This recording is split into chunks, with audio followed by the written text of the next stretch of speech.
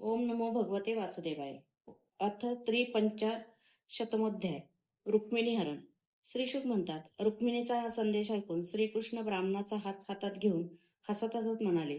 श्री भगवान म्हणाले, माझेही मन तिच्यातच लागून राहिल्यामुळे मला रात्री झोप सुद्धा लागत नाही. माझ्या द्वेषामुळे रुक्मिणीने माझ्याशी तिच्या विवाहाला विरोध केला आहे हे मला माहीत आहे. परंतु मी त्या नीच क्षत्रियांना पराभूत करून माझ्यावर प्रेम करणाऱ्या त्या सुंदर राजकुमारीला लाकडातून अग्निज्वाळा आणावी तशी घेऊन येईन. श्रीशुक म्हणतात, रुक्मिणीचा विवाह मुहूर्त जाणून श्रीकृष्णांनी सारथ्याला आज्ञा केली की दारुका ताबडतोब रथ जोड.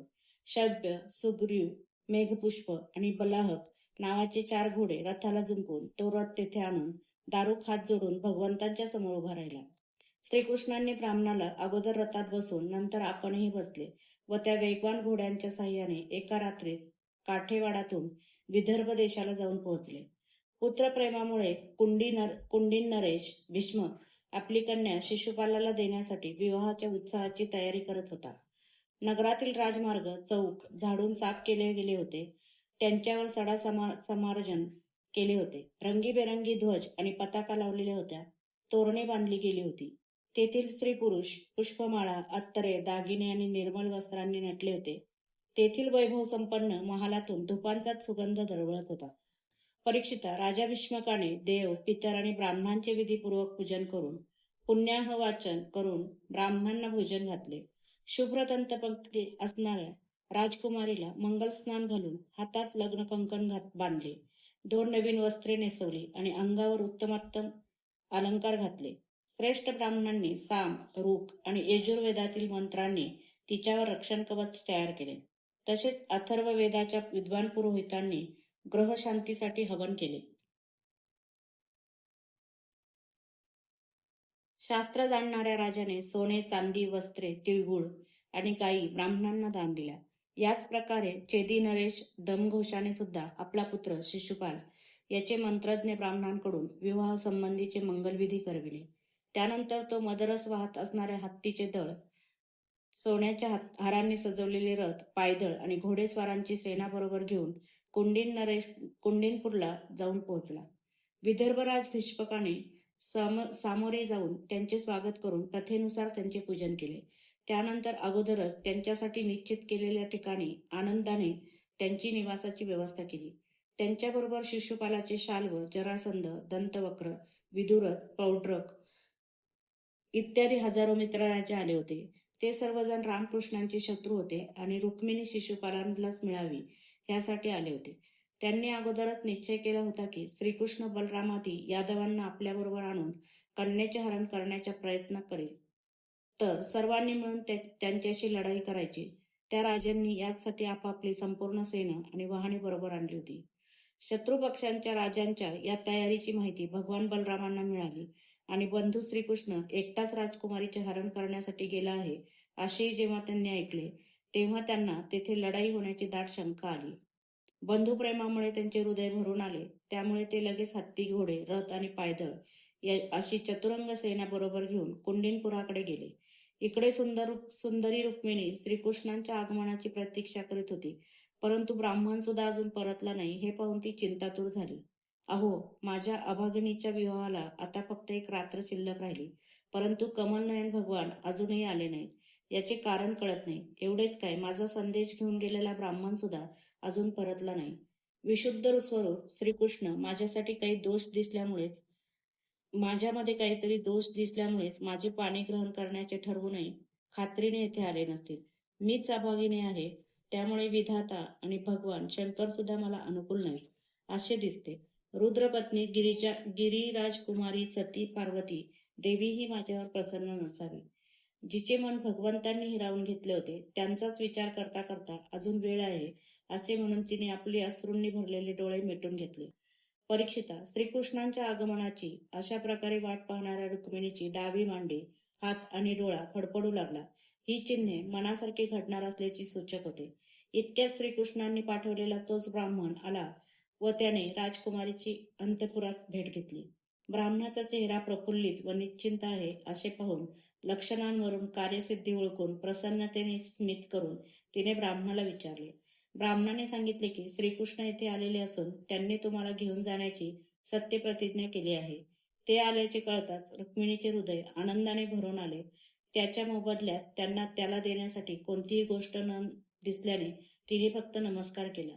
लक्ष्मीचा ब्राह्मणाला नमस्कार म्हणजे जगातील सर्व संपत्ती त्याला देणेच नव्हे का? रामकृष्ण आपल्या कन्येचा विवाह पाहण्याच्या उत्सुकतेने आले आहेत हे ऐकून भीष्मक मंगलवाद्य वाजवीत पूजेची सामग्री घेऊन त्यांना सामोरा गेला. त्यानंतर मधुपर्क करून उत्तम वस्त्रे व उत्तमोत्तम भेटवस्तू देऊन विधिपूर्वक त्याने त्यांची पूजा केली.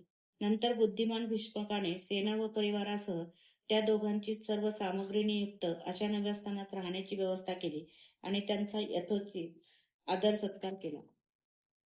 भीष्मकाकडे जे राजे आले होते त्या सर्वांचे पराक्रम, वय, शौर्य, धन इत्यादी पाहून त्यांच्या त्यांच्या योग्यतेनुसार त्यांना सर्व वस्तू देऊन त्याने त्यांचा मोठा सत्कार केला.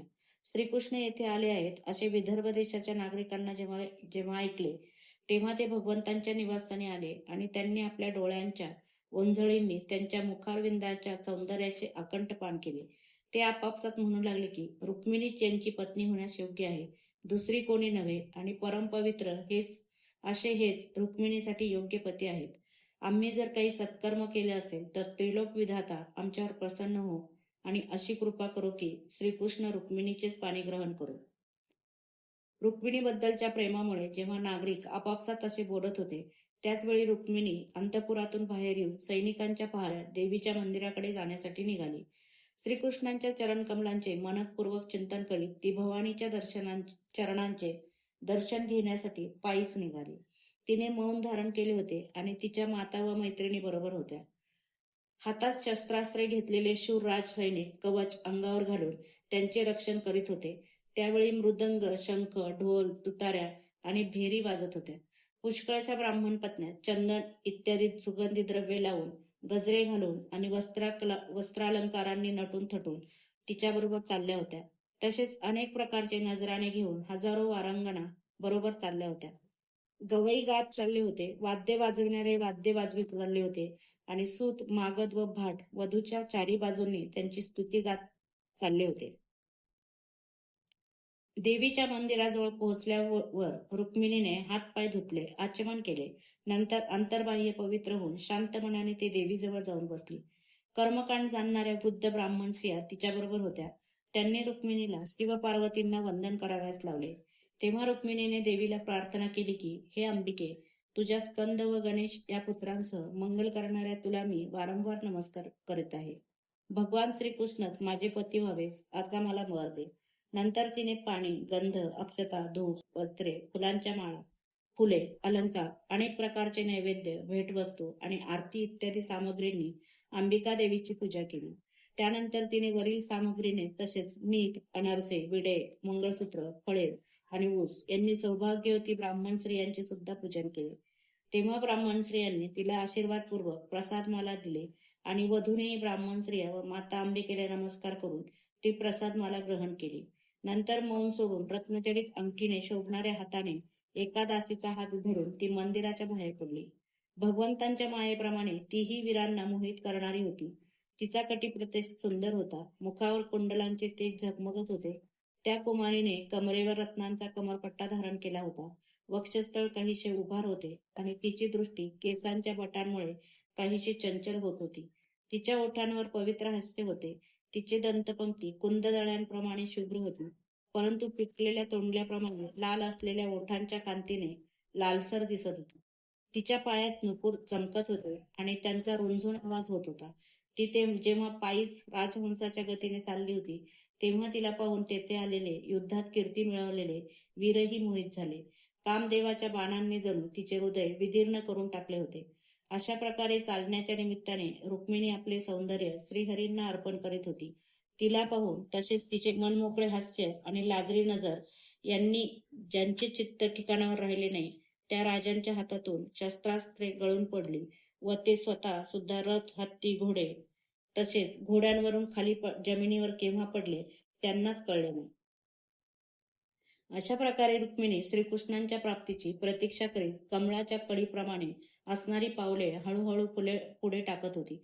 तिने आपल्या डाव्या हातांच्या बोटांनी केस बाजूला सारले आणि तिथे आलेल्या राजांकडे लज्जित नजरेने पाहिले. त्याचवेळी तिला श्रीकृष्णांचे दर्शन झाले.